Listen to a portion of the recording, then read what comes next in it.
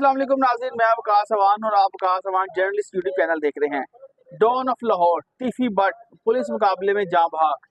तीफी but कौन था, तीफी but की क्या दहशत थी, तीफी बट का क्या खौफ था, आज इसी पर हम बात करेंगे। मेरे साथ senior crime reporter Sufyan Ali साहब मौजूद हैं, जिनका क्राइम रिपोर्टर्स की बीट में तकरीबन 25 साल का तजर्बा है और इन्होंने तीफी बट को बनते हुए देखा है।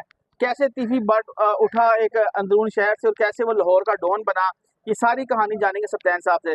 सफयान भाई शुक्रिया आपका।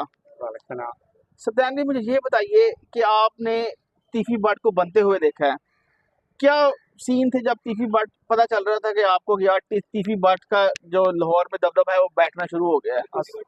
वकास साहब, ये 1992 से असल में ये जो टीपू टक्का वाला और गोगी बाट और तीफी बाट बेसिकली दोनों का ने चिधराट का शौक। अच्छा। दोनों के वो भी कारोबारी लोग थे, ये भी कारोबारी लोग थे। अगर आप अकबरी मंडी जाते थे, अकबरी मंडी में तकरीबन 200 के करीब दुकानें जो है ये बट बरादरान की। अच्छा अब वहाँ जो ये दुकानें प्लाजे उसके ऊपर राज इनका था। अच्छा। अगर आप थोड़े से फासले पे चले जाते हैं, ये आजम मार्केट शालमी इस एरिए में जो है टीपू ट्रका वाला जो बदामी बाग, ये इस एरिए में उनका राज था।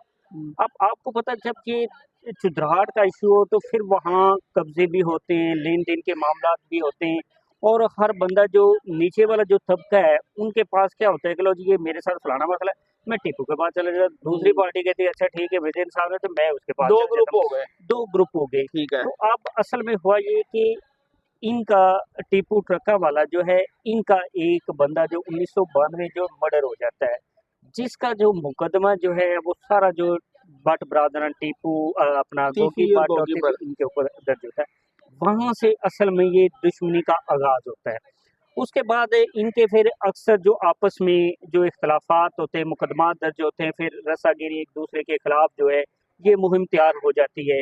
उसमें अब ये कोशिश ये होती है टीपू की, जो कि वो इकलौता बिल्ला ट्रका वाला जो है उसका बेटा होता है, और आपने देखो उसके बाद बिल्ला ट्रका वाला उसका भी मर्डर होता है। जब उसका मर्डर होता है तो ये अकेला रह जाए होता है, बच्चे इसके छोटे होते हैं।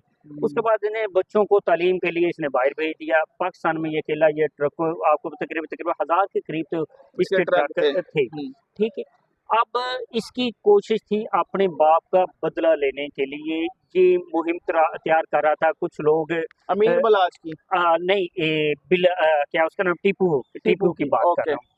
अब उसमें ये था कि ये जो है काफ़ी जो उसकी एक ख्वाहिश थी और कोशिश भी थी कि मैं किसी न किसी तरीके अपने बाप का बदला ले लूं। लेकिन ये जो गोगी बट और तीफी बट है, ये कभी भी उनके जो क्राइटेरिया या उनके हाथ नहीं आए। उन्होंने बड़ी कोशिश की। अब गोगी बट और तीफी बट इनके खिलाफ जो अरशद अमीन का जो मर्डर होता है उसमें भी इल्ज़ाम इनके ऊपर आ जाता है। और क्योंकि ये इसी दौरान एमएसएमयू कॉलेज और दयाल सिंह कॉलेज, वहाँ आपको पता उस दौर में यूनियन का भी बहुत बड़ा जो अमल दखल था। तो वहाँ अरशद अमीन जो मर्डर उसका भी इल्ज़ाम इनके ऊपर आया। उसके बाद बिला ट्रका वाला का भी इल्ज़ाम आया। उसके बाद अभी टीपू ट्रका वाला जब मर्डर तो उसका भी इनके ऊपर नाम आया। और ये क्या होते थे कि इनके जो पैसा इनके पास था, जब भी ऐसा कोई इशू होता था ये मफरूर हो जाते थे, यानी कि दुबई चले गए। तीफी बट बहुत बड़ा डॉन था लाहौर का। सर डॉन इसीलिए आप जिस बंदे के पास 200 दुकानें हो और उसके पास प्लाजे हों एम आलम रोड पे गुलबर्ग में, आपको पता जिसके पास पैसा वो पैसे में, उनके पास जो वकील है वो छोटे वकील भी नहीं होते, वकील भी नामवर वकील होते हैं जो इनको किसी न किसी तरीके से वो शिकंजे से निकाल लेते थे। अब इसी तरह अभी आपने देखा ब्लाज का मर्डर हो गया। जब ब्लाज का मर्डर होता है तो उसमें भी तीफी और गोगी दोनों का नाम आ जाता है और ये दोनों ही दुबई फरार हो जाते हैं। आपने भी कवर किया होगा, मैंने भी किया, अदालतों में भी ये पेश होते रहे। अब क्या होता है कि गोगी भट्ट जो है, इसी केस में गोगी भट्ट जो है वो अपने आप को सरेंडर कर लेता है। ठीक है। और अदालतों में पेश होता है, वहां से अदालतों में उसको अबूरी जमानत मिल रही होती।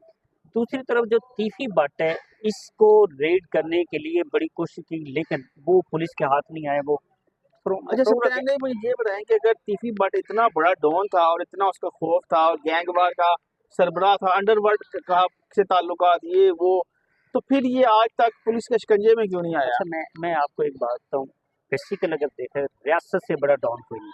ठीक है।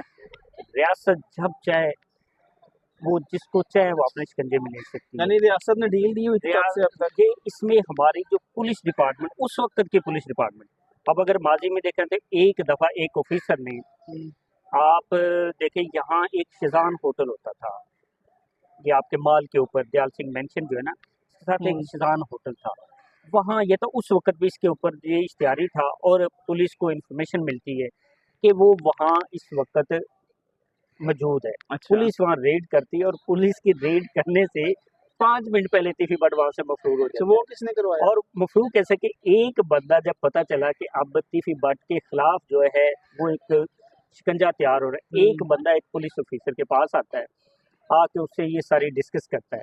जब वो डिस्कस करता है ना तो उसके पास एक टिश्यू होता है। अब ये बड़ी गौर वाली बात सुनने वाली। अच्छा। उसके पास एक टिश्यू पेपर होता है, वो टिश्यू पेपर जो है ना उस पुलिस ऑफिसर के ऑफिस में फेंक के चला जाता है। रूटीन में पसीना आया, उसने फेंक दिया। और पुलिस वाला कितना यानी कि एक्टिव था, उसने देखा कि इसने टिश्यू, इसके हाथ में टिश्यू था, टिश्यू फेंका।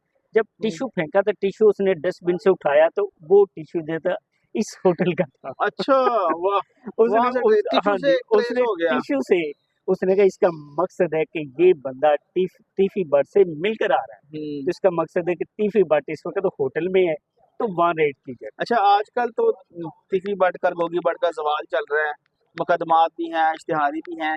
जब इनका रोज आपने देखा होगा, जब इनका रोज था तब जो पुलिस वाले इनसे मिलने आते तब क्या हालात होते थे? तब हमने तो कभी भी इसकी गिरफ्तारी नहीं की। अच्छा।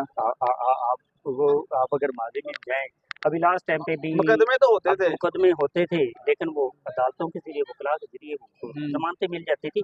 अभी आपने देखा पीटीआई दौर था तो सीसीपीओ गुलाम मोहम्मद डोगर था, तो उन्होंने भी उस वक्त सिर्फ गोगी बट को ही गिरफ्तार हुआ था, तीफी बट तब भी गिरफ्तार नहीं हुआ था। तब भी ने भी यहाँ पे कहा था जी, तो इन्होंने गुलबर्ग में MM आलम रोड पे कोई प्लाजा, वहाँ ये था, तो वहाँ जब रेड किया तो वहाँ भी यही होता था। जब भी रेड हुआ है ना तीफी बट की गिरफ्तारी के लिए, तो गिरफ्तारी से कबल 10-15 मिनट उसको पता चलता था, वो निकल जाता था। वो अब यही देखें ना, ये सोर्स तो जो रेड करने वाले हैं, इसका मकसद है कि रेड करने से पहले अगर उनको इन्फॉर्मेशन मिलती थी, इसका मतलब उसके सोर्स उसके अंदर होते थे, वो उसको बता दे, उसके जाने से पुलिस के अंदर सोर्स मौजूद थे, सोर्स मौजूद थे जो उनको बताते थे, वो निकल जाते थे। आज तक उनकी गिरफ्तारी नहीं, गोगी बट तो गिरफ्तार दूसरी दफा हो गया। तो अब सोर्स ने क्यों नहीं बताया कि पाकिस्तान ना हो? अब देखना, अब जब आपने तय कर लिया हो ना, अब रियासत ने और एक सीसीटीवी ने तय कर लिया कि भाई अब हमने इनके खिलाफ, क्योंकि अब आपने देखा अक्सर सोशल मीडिया इधर उधर की जो ग्रुप्स में आ रहे कि लो जी सीसीडी जो है बाकी लोगों को तो पुलिस मुकाबले में जो पार कर देती है, तो क्या ये लोग, हाँ, इनके ऊपर हाथ क्यों नहीं डालती? जिस पर अब उन्होंने क्या किया, पहले उन्होंने गोगी बट जो उसको गिरफ्तार किया, उसके बाद उन्होंने अब तीफी बट जो है। ये कोई ट्रैप था कि यार आ जाओ, गोगी बट भी जमानते ले रहा, तुम भी जमानते लेते रहना? जी, आपने बड़ी अच्छी बात की। अब उन्होंने पहले उसको शीशे में उतारा। अच्छा। शीशे में उतार कर उन्होंने क्या किया, तीफी को अच्छा। जैसे गोगी बट जो है वो पाकिस्तान आया है और उसको तो ज़ाहिर जमानत मिल गई और उसके बाद ज़ाहिर है कि वो सरेंडर किया। इसी तरह वहाँ जब रेड हुआ तो उसके बाद पता चला दुबई में कि वो इनके हाथ में नहीं आया, वहाँ की जो गवर्नमेंट है उनका कोई इशू था, तो उन्होंने अपनी कस्टडी में ले लिया। अब वहाँ तीफी बट साहब जो है वो अदालत में पेश होते, वहाँ का जो काजी है, वहाँ जो काजी है, काजी से उसने सवाल किया, काजी से क्या आप पाकिस्तान जाना चाहते हैं? तो वहाँ तीफी बट साहब का ये सवाल था कि मैं वहाँ पाकिस्तान जाना चाहता हूँ, मैं अपने ऊपर जो इल्ज़ाम या किसी से उसका सामना करूँगा। अच्छा, मुझे इस प्लान में ये बताएं कि तीफी बट तो चले अब काम खत्म हो गया, गोगी का क्या बनेगा? जी, अब गोगी बट का अभी जमाना मिले, लेकिन अभी कुछ जराए ये बता रहे हैं कि गोगी बट के घर भी रेड हो चुका है और शायद आज उनको भी गिरफ्तार कर लिया जाएगा। जमानत पर होने के बावजूद कैसे गिरफ्तार? सर अब देखो उनके ऊपर किसी और मुकदमे में, अब देखा ना, जैसे हमने पहले देखा, अब गोगी बट जो इस वक्त जमानत है वो उस केस के ऊपर है जो टीपू के बेटे बिलाज जो है उसके, लेकिन उसके ऊपर अगर कोई और मुकदमात है तो उसमें तो आप उसमें गिरफ्तार कर सकते। तो मुझे लगता है कि उन्होंने किसी और मुकदमे में आज उनको गिरफ्तार के लिए जो है ना, साथी छुड़ाने आएंगे गोगी बट को भी। अब ये तो फिर सीसीटीवी बताएगी कौन साथी छुड़ाने आएगा, फिर वो नहीं, इनके साथी छुड़ाने आ जाते हैं ना फिर वो। हाँ, वो तो एक ही, जब से ये बना है ना, सीआईए था, सीआईए में यही होता था कि साथी की फायरिंग, अब सीसीटीवी भी साथी की फायरिंग से होती है। अब वो फायरिंग गाड़ी को भी नहीं लगती, गाड़ी के अंदर पुलिस मुलाजिम जो उनका नहीं। शुक्रिया जी, सत्यान साहब ने हमें बताया कि गोगी बट जो था जब वो शुरू हुआ तब क्या था, और जब उसका जवाल आया तब क्या था, तब उसको कैसा प्रोटोकॉल मिलता था और आज उसके साथ क्या हुआ। तो तीफी बट के हवाले से हम आपको मजीद भी अपडेट करते रहेंगे। अभी तक के इजाज़त दीजिए, अल्लाह ने के बाद।